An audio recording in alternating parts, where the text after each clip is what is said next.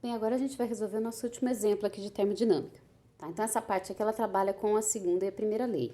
A segunda lei, como eu comentei na aula, tá de maneira bem simples, prevê quando a gente tem perda de energia nas transformações, tá? Nos nossos ciclos, vamos dizer assim. Lembra que ciclo é uma quantidade de transformações que eu tenho, que vai de tal forma que eu consigo voltar ao estado inicial, tá? Da minha substância. Por isso que é chamado de ciclo. Eu fecho, né, essa sequência de transformações até voltar ao estado inicial.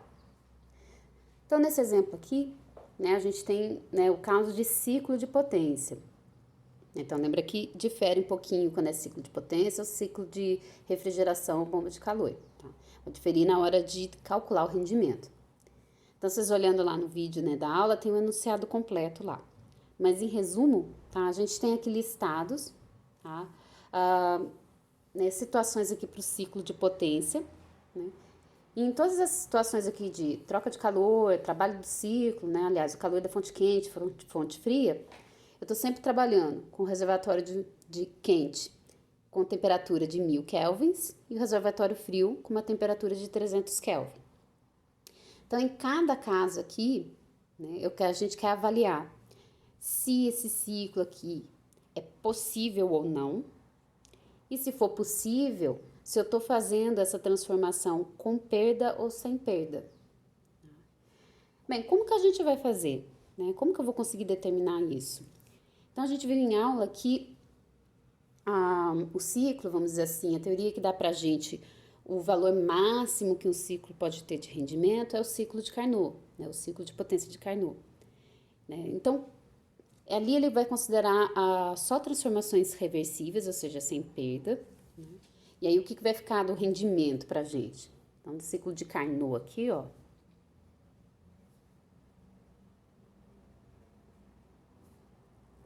O rendimento ele vai ser dependente só das temperaturas da fonte quente e da fonte fria.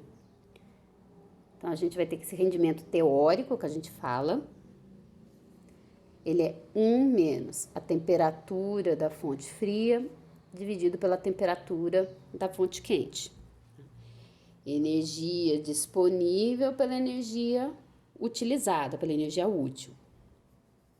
Então, no nosso caso aqui, ó, nossa temperatura da fonte quente é 1000 Kelvin, da fonte fria 300 Kelvin. Tá?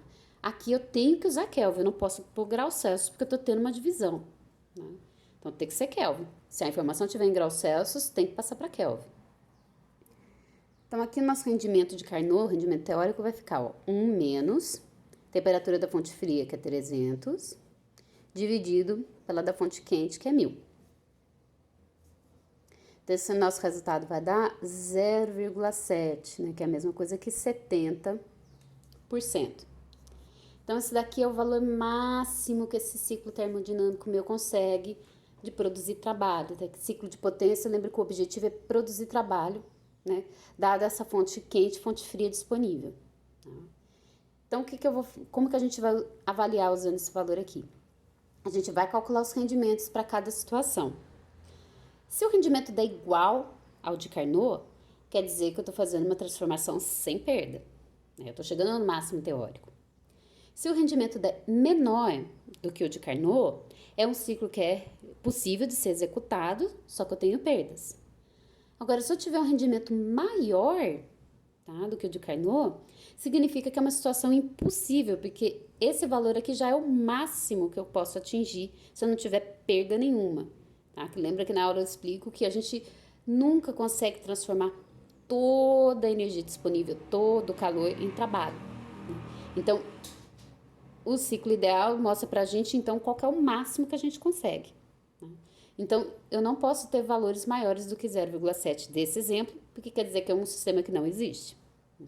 Então, para cada letra a gente vai fazer esse cálculo. Tá?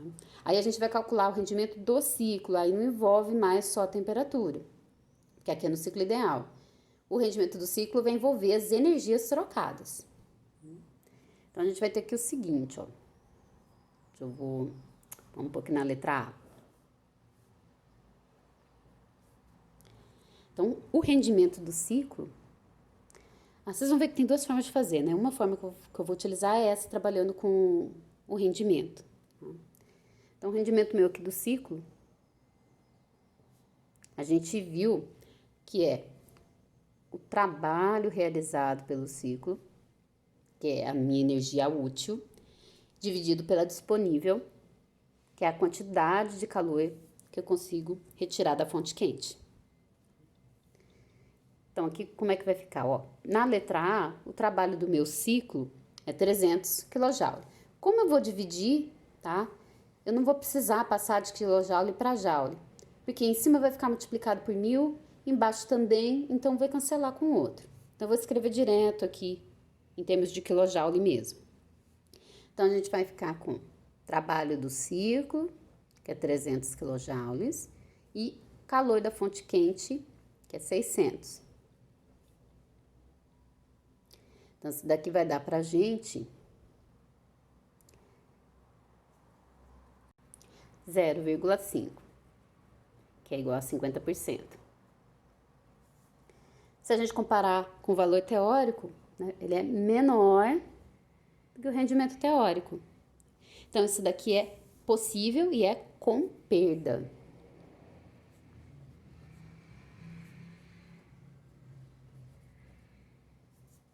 Tá? Então, eu consigo sim realizar, né, montar um ciclo que realize essas transformações e que eu tenha esse trabalho útil, tá? Só que eu vou ter perdas aqui porque eu estou abaixo do máximo teórico. Na letra B, agora nas demais a gente vai fazer a mesma sequência. Então, agora aqui, ó, na situação D, o rendimento do meu ciclo aqui, de novo, trabalho do ciclo dividido pelo calor da fonte quente, tá? Tô usando essa porque já tá dado aqui o trabalho.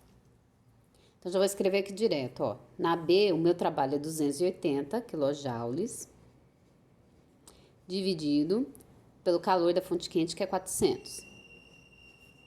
Tá? Então, isso daqui vai dar 0,7, né, que é igual a 70%. Então, esse daqui deu igual ao rendimento teórico.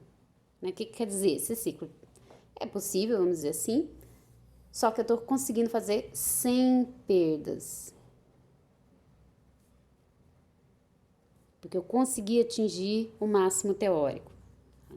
Aqui é mais para estudo, porque nos ciclos reais a gente não consegue fazer as transformações sem perdas. Tá? A gente sempre vai ter um pouquinho de perdas. Então, a gente não consegue chegar, né, em ciclos reais nesse rendimento teórico.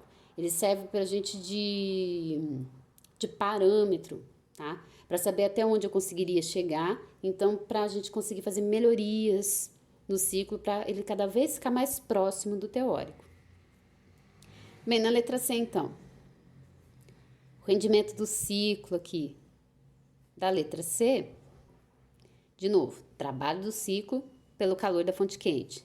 Então, aqui o meu ciclo tem 300 kJ de trabalho produzido, dividido por 700 kJ, que é a quantidade de calor que eu retiro da fonte quente. Tá? Então, fazendo essa divisão, a gente vai ter aqui 0, vou arredondar, 43, né, que é igual a 43%. Então, esse daqui é menor que o rendimento teórico. Tá? Então, isso significa que o nosso ciclo é possível e é com perdas.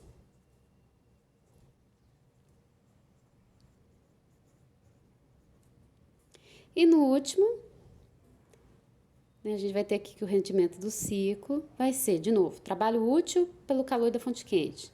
Meu trabalho do ciclo aqui são 600 kJ.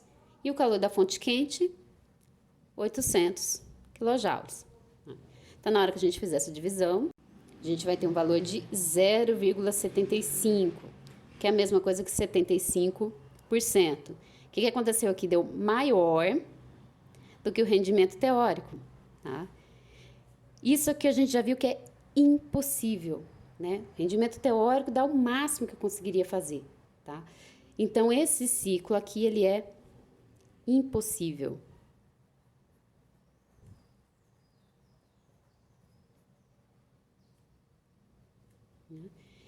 Então, esse aqui é um exemplo, né, do que a gente viu em aula. A gente está vendo essas definições de maneira mais simples, né? Mas isso aqui é algo muito importante para a gente fazer projeto, tá? De sistemas termodinâmicos. A gente se orienta pelo ciclo teórico para saber qual seria o rendimento ideal, para a gente aproveitar o máximo de energia que a gente tem disponível, mas a gente vai fazendo os cálculos.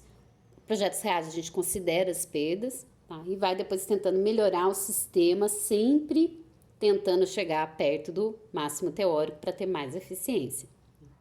Então, eu espero que tenha tirado as dúvidas aqui, né? Tenha esclarecido como trabalhar com essas equações. E qualquer dúvida é só me mandar mensagem no site da disciplina ou aqui no vídeo, tá? Então, até o nosso próximo exemplo aí, ou a próxima aula.